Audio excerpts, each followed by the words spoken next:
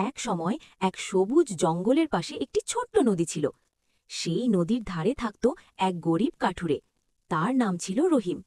খুব পরিশ্রমী হলেও সে ছিল একটু চালাক আর মজার মানুষ। প্রতিদিন সে জঙ্গলে গিয়ে কাঠ কাটত আর তা বিক্রি করে কোনো রকমে সংসার চালাত। একদিন কাঠ কাটতে কাটতে হঠাৎ করে তার লোহার কুড়ালটি নদীতে পড়ে গেল। রহিম খুব কষ্ট পেল। নদীর ধারে বসে সে ভাবতে লাগল, এখন কি হবে? কুড়াল ছাড়া তো কাজই করা যাবে না।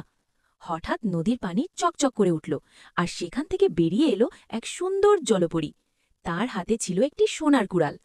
জলপরী মিষ্টি হাসি দিয়ে বলল, এটা কি তোমার কুড়াল?